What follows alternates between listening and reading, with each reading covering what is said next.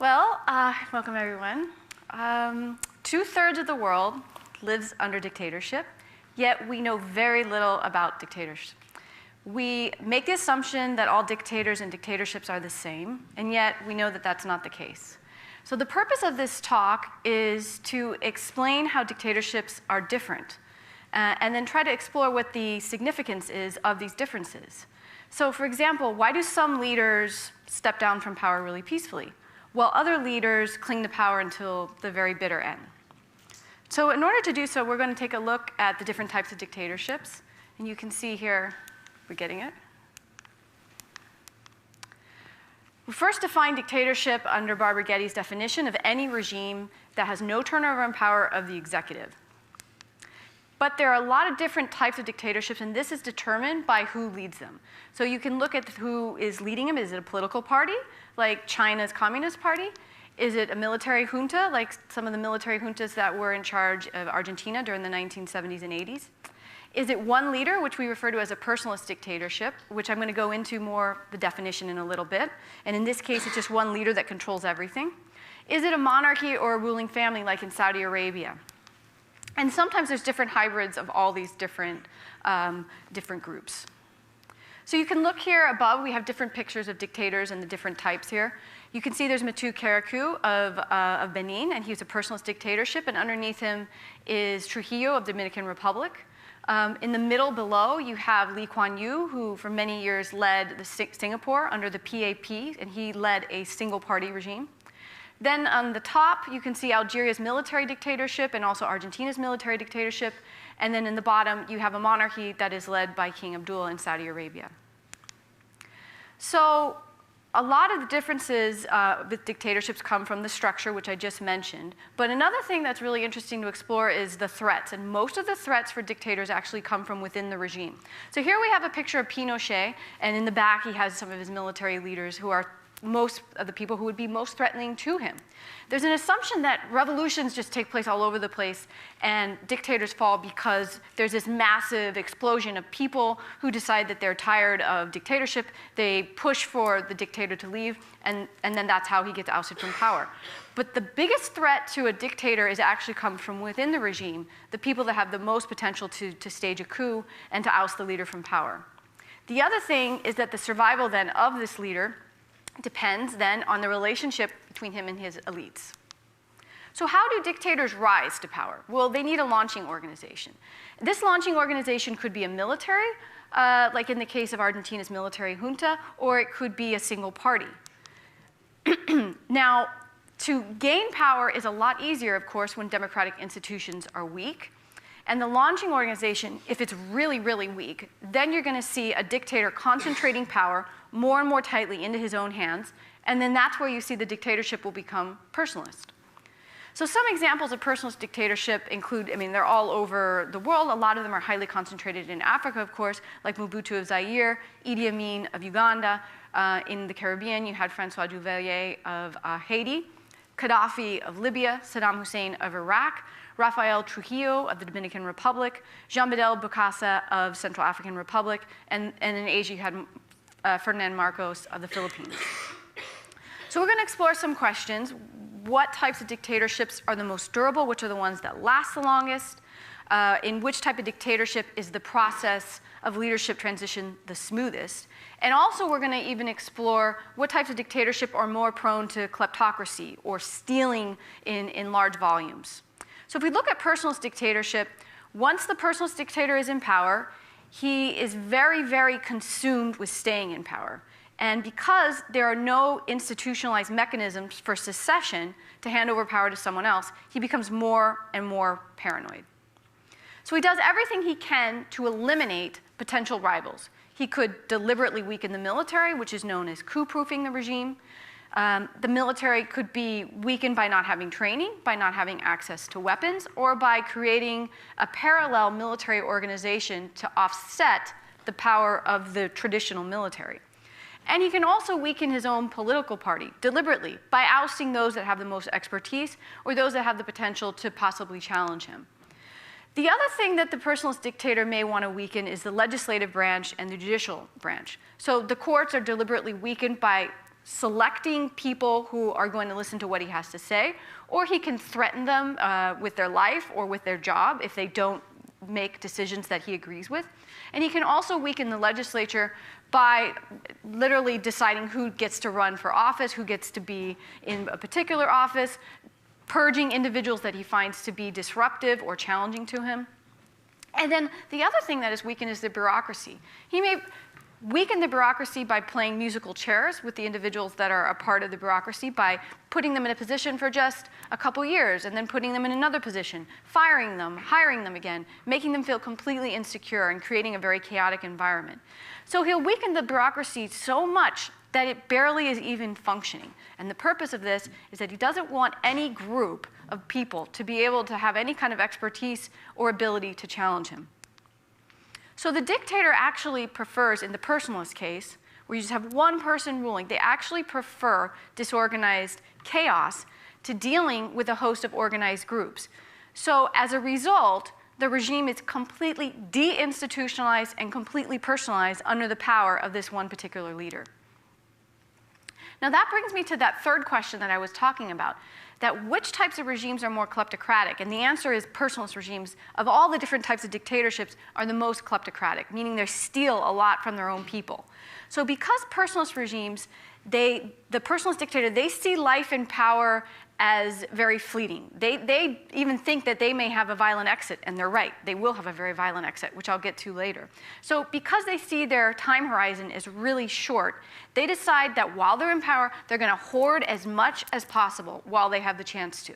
And they'll hoard in large volumes. But the other aspect of personalist dictatorship, what leads to more kleptocratic behavior, is that there are absolutely no checks on this person's power to ensure or prevent the dictator from stealing. So they can steal large amounts of money and no one says anything about it.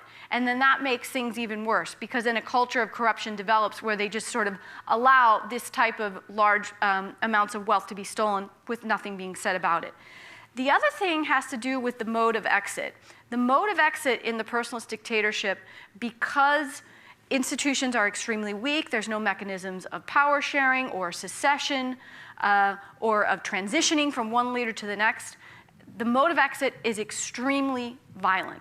And I'll get to a little bit later why that's the case with some examples. The dictator constantly sort of lives in fear of this. So another type of dictatorship are single-party regimes and monarchies. Now I group them together because they function really similarly. Unlike a personalist dictatorship where it's just one person that holds all the power, that has deinstitutionalized the regime completely and all the decisions are being made by one person with no checks on their power, the single-party regimes and the monarchies have a lot of people that are making decisions. They have family members in monarchies that are fairly large that are working and consulting with one another and making decisions. And in a single-party regime, it's a huge amount of people that are working together to make decisions. And as a result, policy output is very slow. It takes a while for policies and decisions to be made, but these decisions are made with a lot of discussion. So many leaders in monarchies and single-party dictatorships, and maybe to a lesser extent military dictatorships, have decided as well, because there's so many people involved, to implement some form of institutionalized secession. For example, the PRI in Mexico will only allow the president to be in power for 6 years. So they decided that no one person can have so much concentration of power into their hands. China's leadership has also institutionalized secession. So every 10 years, you know there's going to be a very smooth type of transition from one leader to the next. The same has happened with the PAP in Singapore. They've institutionalized secession. The rules are very clear, and you know who's going to be in power in a very seamless process. So therefore, the leader is not as paranoid as the personalist dictator is of how they're going to die or how they're going to how they're going to leave power. So for example, the single-party leader, they know that there's rules of how they're going to get ousted, that it's probably going to happen either every 6 years or every 10 years or at a certain point in time. And they know that they're going to be able to leave with their life intact, and they can go on and continue to be a politician in the party or decide to retire. So other members of the party are also able to check the power of the leader much better, and that prevents them from hoarding everything, from stealing everything. So you don't see anywhere near as much kleptocratic behavior with this types of dictatorships as you do with personalist dictatorships. The other thing that's important, and this isn't always the case, but in many cases, the process of breaking down takes a very long time. It's very protracted, and there's a lot of negotiation involved. And often it's pacted too. It's rare and pacted, and by pacted it means that the elites and the opposition are working with one another, and they're making compromises and trying to figure out who's going to get what, and it takes a very long time to decide how that's going to happen. In military regimes, they don't really want to be in power for that long. In fact, when you look at military regimes across the world, their average duration that they're in power is by far the least of any different type of dictatorship. In fact, the average is only about 2.5 years. So they'll seize power quickly in a coup, and then they decide, well, you know what, I don't really want to run the country because it's not what we're meant to do. So they want to go back to the barracks, particularly if their corporate unity has been threatened. And what I mean by that is if they feel that they're no longer unified because running things and being in power creates splits within their corporation, they're going to feel like, well, you know, we don't really want this, so we're going to go back to what our day job was. They also don't want to upset the legitimacy and the hierarchy within the military. So they may decide, well, running things and ruling and being involved in politics does upset our hierarchies and does cause us to lose legitimacy among the public. And so therefore, we should just step down while we're still considered somewhat legitimate. The other aspect of why they may move back, and I think I've already mentioned this before, is they do have a day job. The personalist dictator does not have a day job. They don't see any life after politics. And because of that, it makes it more difficult for them to leave. The other thing is that the dictator can exit on more favorable terms. So they may decide that they have a lot of bargaining power because right now they're not considered to be so terrible to the population that if they exit now, they can still wage a lot of power behind the scenes and have a huge military budget, which is really what their main preference is. Now, one thing to note is when the military has been communally recruited, that means they're recruited along ethnic lines or religious lines, like the Syrian military in the case of Syria that's recruited mostly Alawites, they're going to be less likely to give up power, especially if this particular ethnic group, religious group, or sect is tied to the regime. They don't see that they do have an exit. They think that if they leave power, they could be punished just like the leader would be punished. So you're going to see these types of militaries more likely to cling to power for a very long time.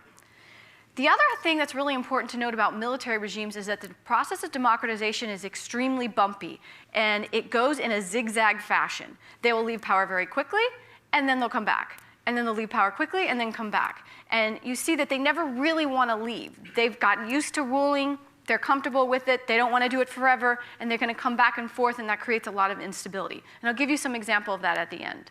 So when will a dictator step down? The key question is, well, what's his life going to be like after politics? Does he have a day job? Is he going to die? Is he going to go to jail? And so this makes it much less likely that the dictator is going to step down if he feels like he's going to face a life in exile, jail, or be killed.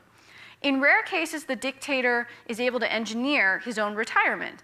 And when they do this, they may create themselves a very important position as some sort of elder or statesman. Maybe they can run things with their party behind the scenes. And we've seen this in the case of like Julius Nyerere in Tanzania, who stepped down peacefully. And then he was sort of an elder statesman for his political party in Tanzania. Jerry Rawlings of Ghana also did this, and then he was given, though he was very brutal at the time that he ruled, he was given a lot of acclaim for stepping down early and has been able to tour the continent and be an important speaker. So why is the mode of transition so violent for these personalist leaders? I've already touched upon it a little bit. But they've been surrounded by sycophants, that means fawning fans or entourage for decades in some cases. And these sycophants are just reporting to them falsehoods and lies and telling them what they want to hear. And so then this can shape the personality to make the dictator even more narcissistic and delusional than they may already be. And so this is exemplified definitely with the case of Gaddafi and Hussein, who both wanted their entourage to give them false reports. False information about everything, telling them that they are the best, that they're the greatest, that they need to be in power forever, that anyone that tried to challenge them was going to die, that any of their enemies were weak. And the longer that these types of dictators stay in power, the more they believe that they are one with the state. They personify the state. They can't see any life outside of being one with the state. So because they can't separate from themselves from the state, they have a very difficult time stepping down. And in most cases, like you see with Gaddafi and with Hussein, they cling to power until the very end. And they see just no other life for themselves. There's a small subset of the population of personalist dictators that have led for decades and decades and get to this point. But if they've had the chance to lead for long periods of time, then you see this type of very, very delusional behavior. So what are the paths that authoritarian leaders can choose? They can decide, okay, we're going to preemptively step down and reform, die in office, or, which is obviously not their choice, or be forced out. And there's all different types of ways that they can be forced out. They can be deposed in a coup. They can be forced to resign by elites. They can be assassinated. They can be ousted in a conflict. There can be a very violent revolution that takes place. There can be an international intervention, and there can be nonviolent protests. So the chances of being forced out are actually very high in dictatorships, and the next slide will illustrate this. So the fall of dictators, really only under 20% actually reform on their own, and then under 10% go by some sort of nonviolent protest. 20% 20% just die in office, but the rest are forced out in a way that's not on their terms, and that could be very violent. You can see that there are many assassinations, forced resignations, coups and assassinations. The biggest percentage is, of course, coups. That's the #1 way in which most dictators leave power. And then it could be some sort of violent protest or intervention that takes place. So the types of dictatorships that are the smoothest, that are going to be less kleptocratic, are single-party dictatorships. So we see they're able to manage secession better. There are a lot more checks on their power. And so therefore, the transitions are smooth. The issue is that the transition can take a very, very long time. And we've some examples of that with China, with Singapore, with Tanzania, and Senegal. And the different parties that are responsible for managing these transitions are listed there. On the final slide, I'm going to talk about authoritarian breakdown in North Africa. With the Libyan case, it was a personalist regime under Gaddafi, and it was violent in the way he fell. He was very kleptocratic when he was in power. And because there are absolutely no institutions, the transition to democracy has been very, very difficult. Mubarak led a military regime. They left quickly, but we're seeing the zigzag behavior continue. That they're leaving, they come back, they're leaving, they come back. And then Tunisia had a single-party leader, and that one has the best chance of reform. So the end of the talk illustrates one important thing, that in dictatorships, institutions matter. Thank you.